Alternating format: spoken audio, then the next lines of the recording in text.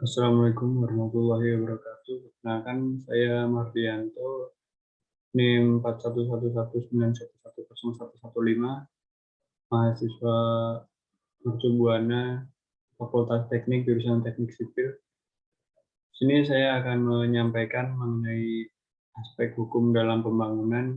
Di sini saya membuat resume modul dari modul 1 sampai dengan 15.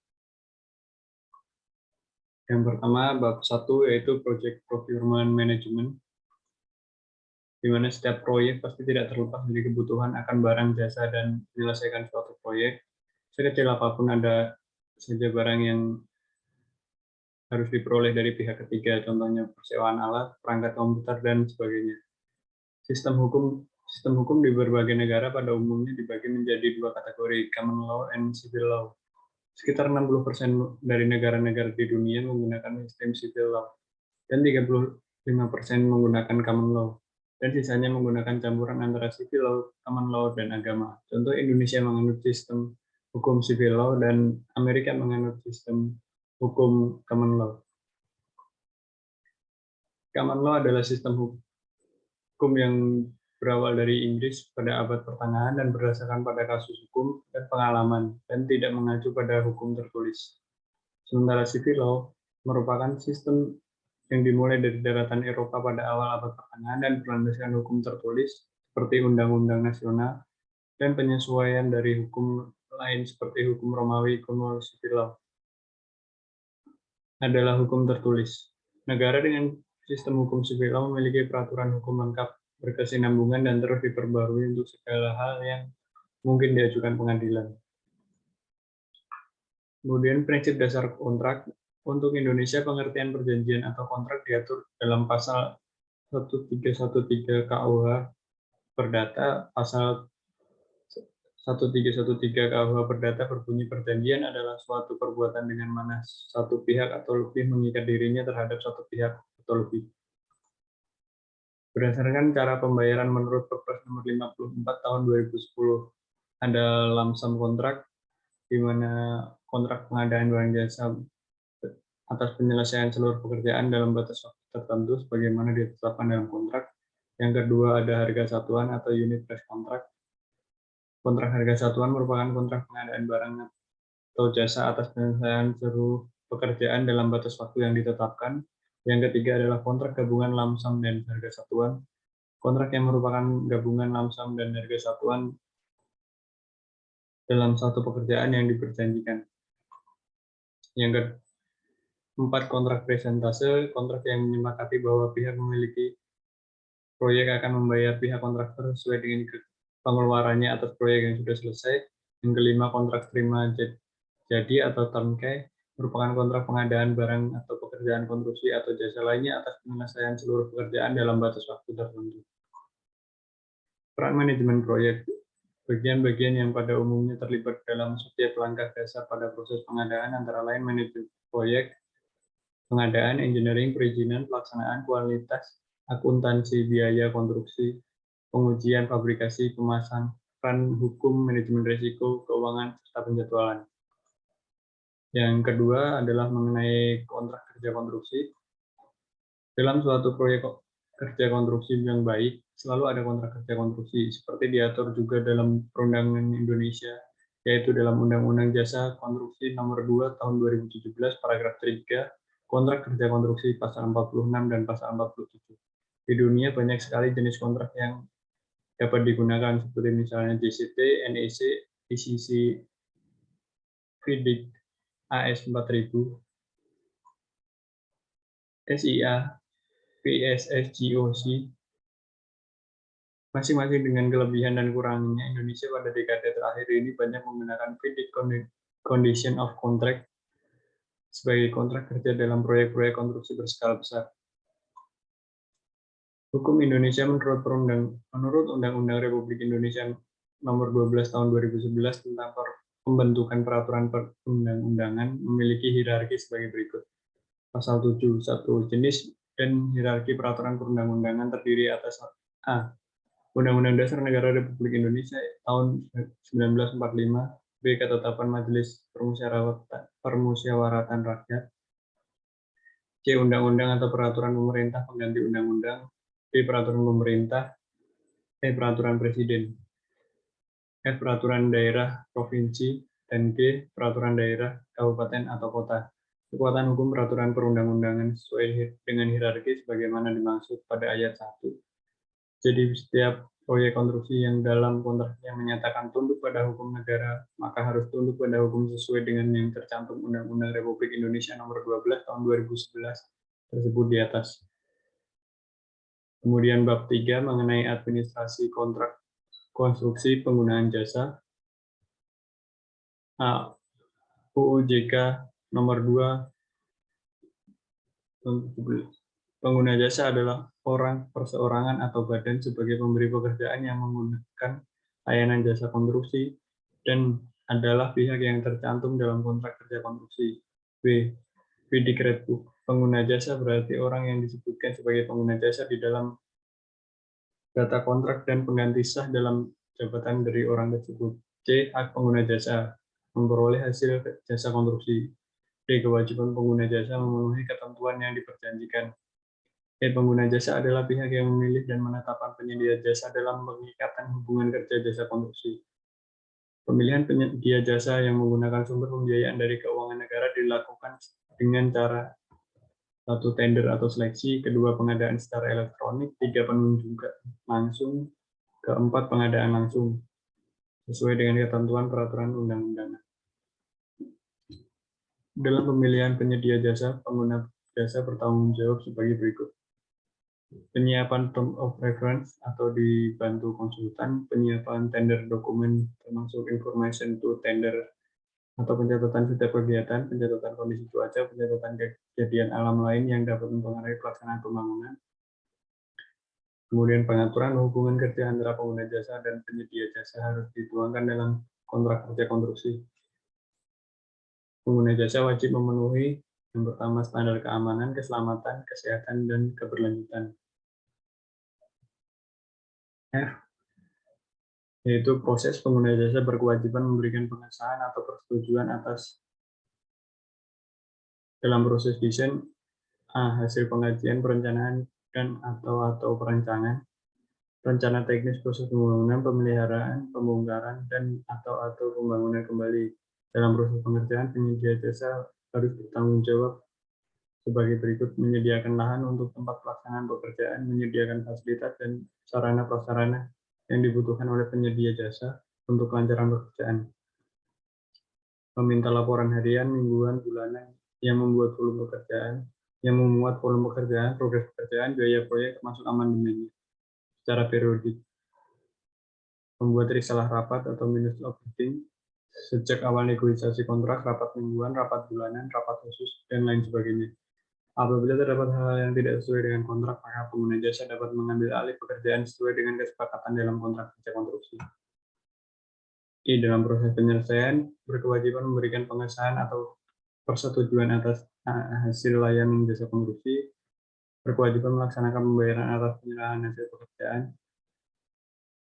penyedia jasa secara tepat jumlah dan tepat waktu, pengguna jasa yang tidak menjamin ketersediaan biaya, tidak melaksanakan pembayaran atas penyerahan hasil pekerjaan, penyedia jasa secara tepat jumlah dan tepat waktu dapat dikenai ganti rugi sesuai dengan kesepakatan dalam kontrak kerja konstruksi. Membuat laporan serah terima proyek atau STP hingga laporan proyek selesai atau LPS dalam hal proyek pemerintah yang menggunakan APBN murni ataupun pinjaman luar negeri. Dalam hal terjadi kegagalan bangunan, pengguna jasa dapat menjadi pihak yang bertanggung jawab terhadap kegagalan bangunan. Pengguna jasa bertanggung jawab atas kegagalan bangunan yang terjadi setelah jangka waktu yang telah ditentukan. Yang keempat yaitu administrasi kontrak konstruksi penyedia jasa. Diatur dalam UU JK nomor 217, penyedia jasa adalah orang, perserorangan, atau badan pemberi layanan jasa konstruksi. Vidikredbook. Kontraktor berarti orang-orang yang disebutkan sebagai kontraktor dalam surat penawaran yang diterima oleh pengguna jasa dan pengganti sah dalam jabatan dari orang-orang tersebut. Engineer berarti orang yang ditunjuk oleh pengguna jasa untuk bertindak sebagai engineer untuk kepentingan kontrak yang disebutkan dalam data atau orang lain yang ditunjukkan oleh pengguna jasa dari waktu ke waktu dan diberitahukan kepada kontraktor.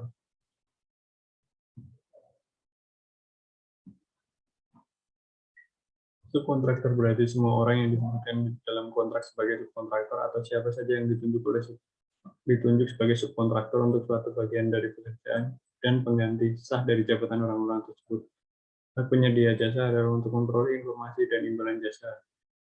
Di pemilihan penyedia jasa hanya dapat diikuti oleh penyedia jasa yang memenuhi persyaratan. Di pemilihan penyedia jasa yang menggunakan sumber pembiayaan dari keuangan negara dilakukan dengan cara 1. Tender atau seleksi, 2. Pengadaan secara elektronik, 3. Penunjukan langsung, 4. Pengadaan langsung sesuai dengan ketentuan peraturan perundang-undangan. Tender atau seleksi dapat dilakukan melalui kualifikasi, pasca kualifikasi, dan tender cepat. Pengadaan secara elektronik merupakan metode pemilihan penyedia jasa yang sudah tercantum dalam katalog. Penunjukan langsung dapat dilakukan dalam hal penanganan darurat untuk keamanan dan keselamatan rakyat di pekerjaan yang kompleks yang hanya dapat dilaksanakan oleh penyedia jasa yang sangat terbatas atau hanya dapat dilakukan oleh pemegang hak. Pekerjaan yang perlu dirahasiakan yang menyangkut keamanan dan keselamatan negara di pekerjaan yang berskala kecil dan atau kondisi tertentu. Pengadaan langsung dilakukan untuk paket dengan nilai tertentu. Ketentuan lebih lanjut mengenai kondisi tertentu dan nilai tertentu diatur dalam peraturan pemerintah. Penyedia jasa wajib memenuhi standar keamanan, keselamatan, kesehatan, dan keberlanjutan. Jadi konsultan sebelum kontrak kerja before service agreement menyiapkan penawaran atau tender meliputi pengalaman pekerjaan, pengalaman tenaga ahli, termasuk jadwal kerja dan jumlah orang per bulan, approach, metodologi, dan lain sebagainya.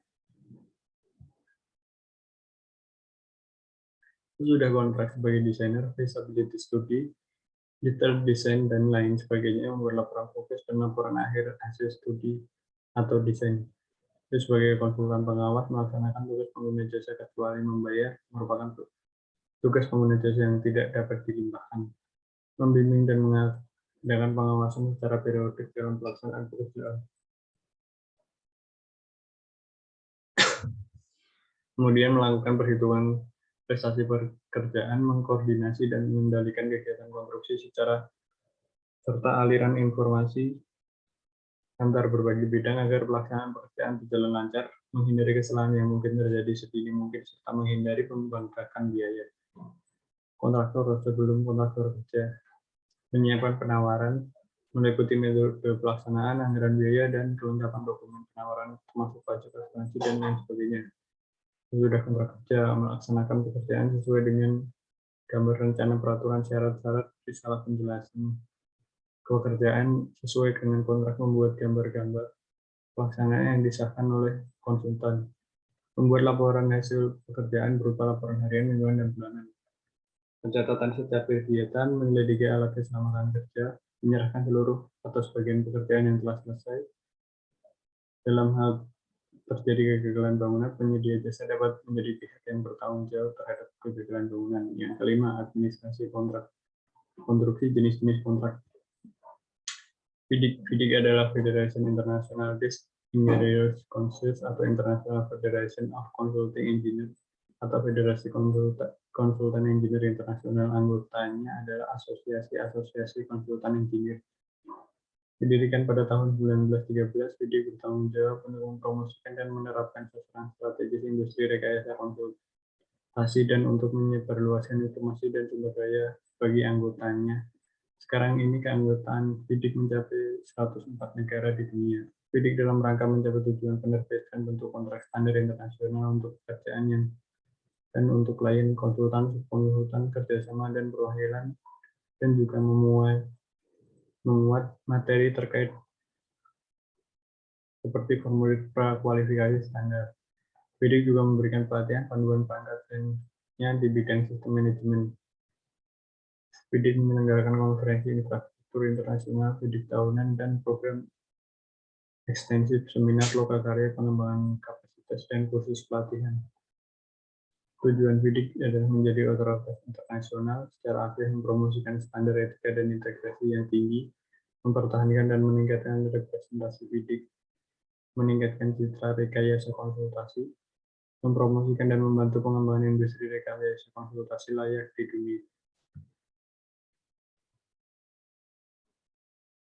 Kemudian mempromosikan dan meningkatkan kontrak FIDIK agar menjadi yang terdepan, meningkatkan dan mengembangkan kegiatan pelatihan dan menerbitkan FIDIK, mempromosikan dan mendorong pengembangan profesional muda di industri teknik konsultasi. NEC 3 kontrak. Secara NEC, kontrak NEC pertama yang kemudian dikenal sebagai New Engineering Contract diterbitkan pada 1993. Edisi kedua yang disebut NEC Engineering and Contract Construction Contract muncul 2 tahun kemudian dengan Professional Service Contract, adjudikator kontrak, dan dalam bentuk ringkas dan subkontrak. Setelah satu dekade, NEC dimunculkan kontrak NEC 3 pada tahun 2005 yang termasuk di dalamnya adalah Term Service Contract and Framework Contract, dan lalu di tahun 2010 terpilih Supply Contract. Pada April 2013 diperbarui dan diperbesar menjadi 39 dokumen. The NEC Suite digunakan oleh banyak negara dan digunakan banyak proyek termasuk Olimpiade dan Paralimpiade London 2012. Yang keenam, administrasi kontrak konstruksi, aspek-aspek yang terkandung dalam kontrak konstruksi. Menurut Undang-Undang Republik Indonesia Nomor 2 Tahun 2017 tentang jasa konstruksi, Pasal 1 kontrak kerja konstruksi adalah keseluruhan dokumen kontrak yang mengatur hubungan hukum antara jasa dan pengguna jasa dan penyedia jasa dalam penyelenggaraan jasa konstruksi. Paragraf 3 kontrak kerja konstruksi pasal 46 pengaturan hubungan kerja antara pengguna jasa dan penyedia konstruksi. 2 bentuk kontrak kerja konstruksi. Pasal 47 selain ketentuan sebagaimana dimaksud pada ayat 1, kontrak kerja konstruksi dapat memuat kesepakatan para pihak tentang pemberian insentif. Kemudian pada pasal 48, pelayanan jasa perencanaan harus memuat ketentuan tentang hak kekayaan. B. Untuk kegiatan pelaksanaan jasa konstruksi dapat memuat ketentuan tentang subpenyedia jasa serta pemasok bahan. Kemudian pada pasal 49 ketentuan mengenai kontrak kerja konstruksi sebagaimana dimaksud dalam pasal 47 berlaku dalam kontrak kerja konstruksi antara penyedia jasa dan subpenyedia jasa. Pasal 50 kontrak kerja konstruksi dibuat dalam bahasa Indonesia. Dalam hal kontrak kerja konstruksi dilakukan pihak asing harus dibuat dalam bahasa Indonesia dan bahasa Inggris. 3. Dalam hal terjadi perselisihan dengan pihak asing sebagaimana dimaksud pada ayat 2 digunakan kontrak kerja konstruksi dalam bahasa Indonesia. Pasal 51 ketentuan lebih lanjut mengenai kontrak kerja konstruksi bagaimana dimaksud pada pasal 46 sampai dengan 50 diatur dalam peraturan pemerintah. Contoh isi kontrak menurut FIDIK Pintu. Persyaratan kontrak untuk pelaksanaan konstruksi bagi bangunan dan pekerjaan engineering dengan desain oleh pengguna jasa. Multilateral Development Bank Harmonis Edition Maret 2006. Bab 7 administrasi kontrak konstruksi, jenis-jenis kontrak. Undang-Undang Republik Indonesia Nomor 2 Tahun 2017 tentang jasa konstruksi, paragraf 3 kontrak kerja konstruksi. Kontrak kerja konstruksi paling sedikit harus mencakup uraian mengenai pilihan penyelesaian sengketa konstruksi. Kegagalan bangunan diatur sebagai berikut pada Undang-Undang Jasa Konstruksi Nomor 2 Tahun 2017 dalam pasal 60.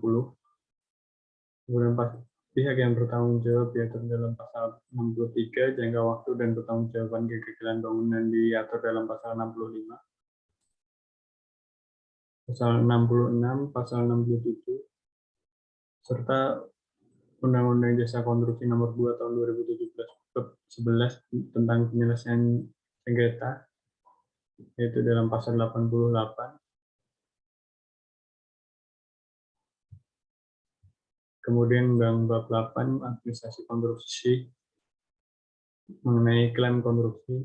Klaim konstruksi adalah klaim yang timbul dari atau sehubungan dengan pelaksanaan suatu pekerjaan jasa konstruksi antara pengguna jasa dan penyedia jasa. Dengan terbitnya Undang-Undang Nomor 18 Tahun 1999 tentang jasa konstruksi yang terus disempurnakan hingga yang terbaru saat ini Undang-Undang Jasa Konstruksi Nomor 2 Tahun 2017, hak dan kewajiban masing-masing pihak menjadi jelas dan memiliki kedudukan yang setara. Jenis-jenis klaim konstruksi yang pertama yaitu dalam konteks kontrak konstruksi, kedua belah pihak dapat mengajukan klaim satu sama lain. Dan jenisnya terbagi dalam satu kompensasi waktu, dua kompensasi biaya, kemudian klaim oleh pengguna jasa antara lain yaitu pekerjaan yang catat, kelambatan oleh penyedia jasa, pembelaan klaim.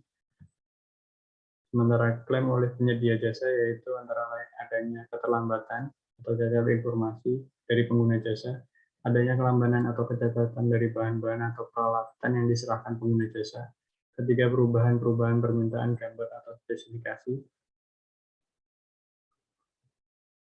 keempat perubahan kondisi lapangan atau kondisi lapangan yang tidak diketahui, 5 pengaruh reaksi dari pekerjaan yang bersamaan, 6 larangan-larangan metode kerja tertentu, 7 kontrak yang memiliki arti mendua atau perbedaan penafsiran.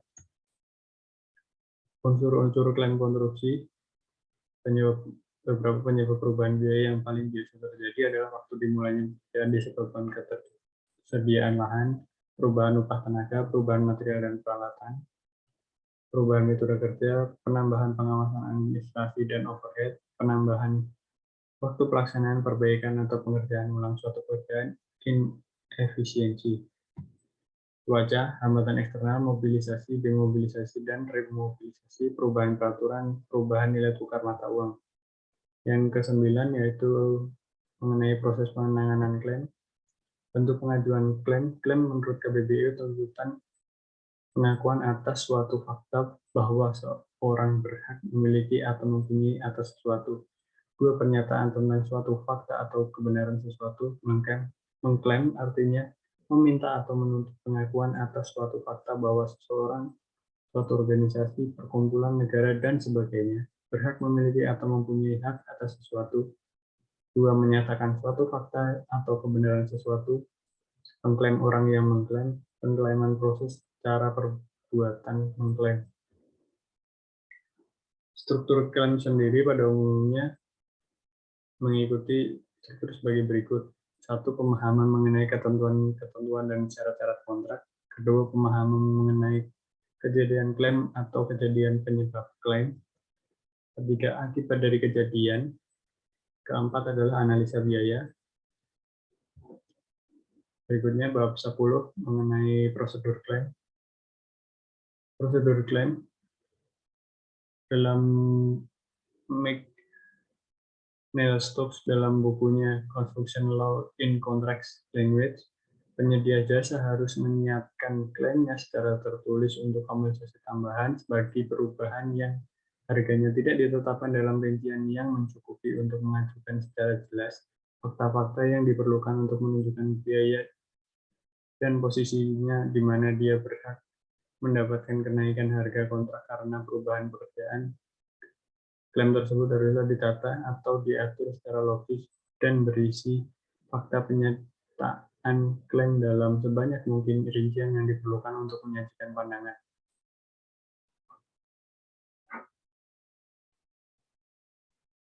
Penyedia jasa juga harus berisi atau merujuk pada dokumen-dokumen pokok dan pasal-pasal kontrak, laporan-laporan saksi ahli, dan foto-foto, dan juga harus berisi dasar hukum dan kontrak dari klaim tersebut untuk menunjukkan bahwa penyedia jasa berhak mendapatkan kenaikan nilai kontrak.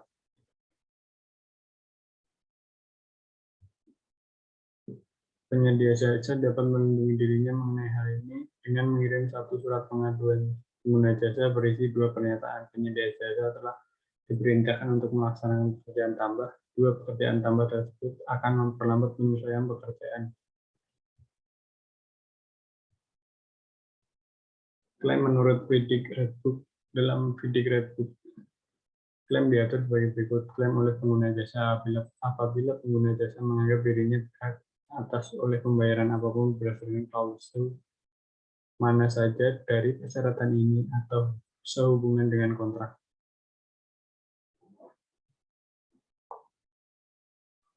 Klaim kontraktor, jika kontraktor mengambilnya berhak atas perpanjangan waktu penyelesaian dan/atau pembayaran tambahan menurut klausul manapun dari persyaratan ini atau yang lainnya dalam kaitannya dengan kontrak.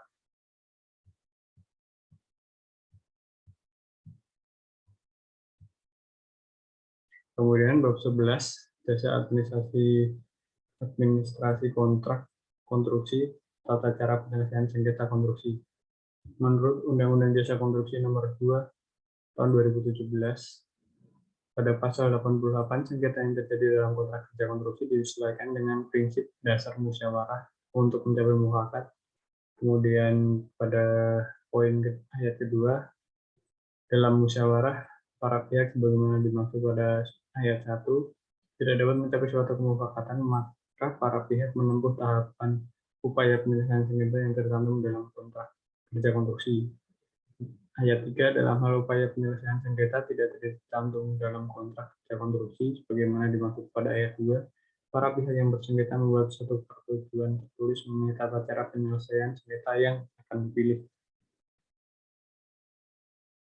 Keempat adalah tahapan dalam penyelesaian sengketa. Yang kelima adalah upaya penyelesaian sengketa sebagaimana dimaksud pada ayat 4, huruf A dan B, para pihak dapat membentuk dewan sengketa. Keenam, dalam hal upaya penyelesaian sengketa dilakukan dengan membentuk dewan sengketa. Ketentuan lebih lanjut mengenai penyelesaian sengketa sebagaimana dimaksud pada ayat 1 diatur dalam peraturan pemerintah. Dari Undang-Undang Jasa Konstruksi Nomor 2 Tahun 2017 dapat disimpulkan tahapan penyelesaian sengketa yaitu 1, musyawarah.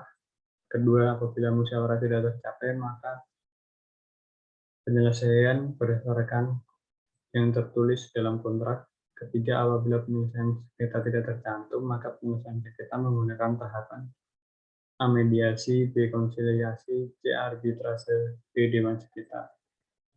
Dalam hal ini, mediasi adalah penyelesaian sengketa kontrak pengadaan di luar pengadilan melalui proses perundingan kedua belah pihak melalui mediator. Mediasi bersifat pribadi, prosedur yang fleksibel di mana profesional terlatih membantu para pihak dalam mencapai kesepakatan yang berguna untuk kedua belah pihak.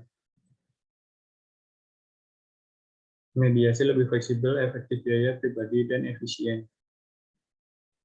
Hal ini karena fleksibilitas dan keefektifan dan kecepatan dan kurangnya kerugian dalam penyelesaian perselisihan. Tahapan mediasi yaitu proses pra-mediasi, proses mediasi atau negosiasi, dan proses akhir mediasi. Selanjutnya, konsiliasi adalah penyelesaian sengketa kontrak pengadaan di luar pengadilan melalui proses perundingan kedua belah pihak untuk mencapai kesepakatan yang dibantu oleh konsiliator dengan memberikan pemecahan permasalahan kepada para pihak yang bersengketa selama proses penyelesaian sengketa selama 30 hari.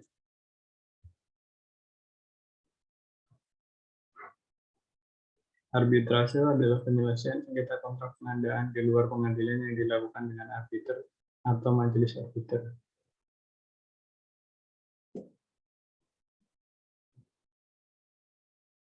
Dalam UU Nomor 30 Tahun 1999 tentang arbitrase pasal 9.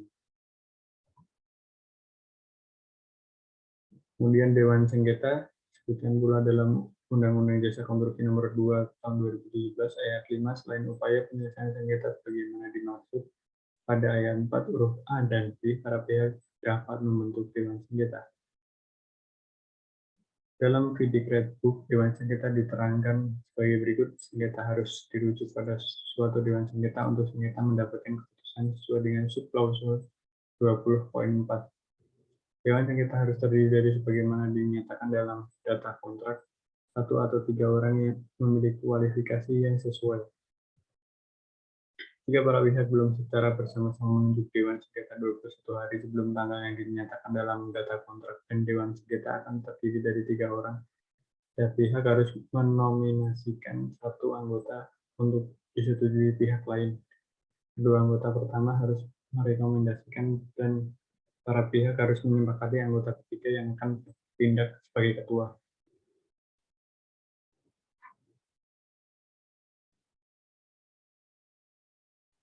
Bab 12 yaitu administrasi kontrak konstruksi Dewan Sengketa. Dewan Sengketa adalah versi Indonesia dari Dispute Board. Menurut ICC, Dispute Board adalah Dewan Sengketa atau Dispute Board atau DB adalah badan independen yang terdiri dari 1 atau 3 orang anggota dewan. Peraturan ICC Dispute Board atau rules terdiri dari ketentuan yang komprehensif untuk membuat dan mengoperasikan DB. DB memiliki 3 fungsi dasar yang menekankan pada pentingnya pendekatan informal dan formal terhadap sengketa. Peraturan memberi para pihak pilihan antara 3 jenis DB masing-masing dibedakan berdasarkan jenis kesimpulan yang dikeluarkannya secara formal. 1. Dewan Adjudifikasi atau DAB, 2. Dispute Review Board atau DRB, yang ketiga Combined Dispute Board atau CDBS. Bidik Dewan Sengketa menurut bidik adalah DAAB, Dispute Avoidance atau Adjudication Board. Dispute Avoidance atau Adjudication Agreement atau DAA Agreement adalah perjanjian tripartit oleh dan antara pengguna jasa, kontraktor, dan anggota DAAB, anggota tunggal DAAB, atau 3 anggota, 2 anggota, 1 ketua dari DAAB. Sengketa harus diputuskan oleh DAAB sesuai dengan klausul nomor 21.4. DAAB harus terdiri dari sebagaimana tercantum dalam kontrak. Anggota tunggal atau 3 anggota yang mana yang dipilih harus dipilih dari daftar dalam kontrak sebelum menunjuk ke pihak lain yang bersedia ataupun tidak bersedia menerima penunjukan ke DAAB.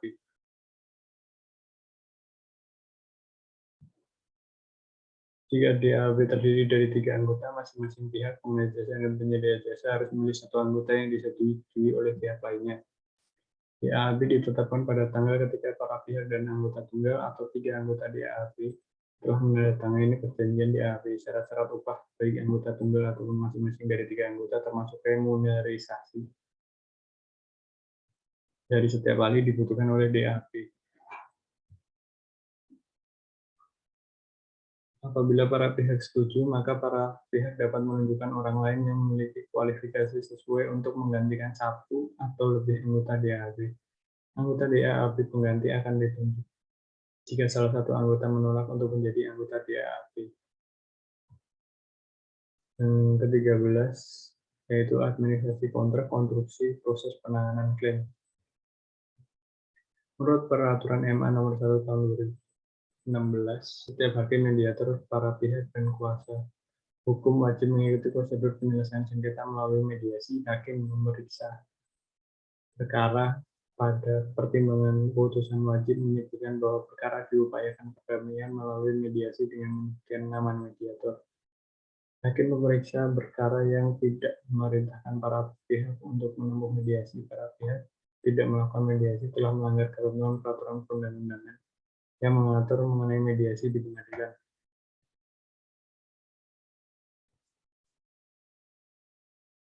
Dalam UU Jasa Konstruksi nomor 2 tahun 2017, pengadilan sudah tidak disebutkan sebagai penyelesaian sengketa konstruksi, tetapi keberadaannya tetap sebagai lembaga penyelesaian sengketa yang resmi. Bab 14 yaitu perbandingan penyelesaian sengketa. Perbandingan berikut adalah untuk pelaksanaan pada umumnya. Pada beberapa kasus bisa terdapat pengecualian. Variasi diterangkan dalam penjelasan masing-masing penyelesaian sengketa. Dapat dilihat pada tabel berikut adalah perbandingannya. Dan kemudian pada bab 15, administrasi kontrak konstruksi, kompetensi insinyur profesional. Hak dan kewajiban insinyur di Indonesia diatur dalam UU nomor 11 tahun 2014, yaitu tentang keinsinyuran. Pengaturan keinsinyuran berdasarkan Pancasila dan berasaskan profesionalitas, integritas, etika, keadilan, keselarasan, kemanfaatan, keamanan, dan keselamatan, kelestarian lingkungan hidup, dan keberlanjutan.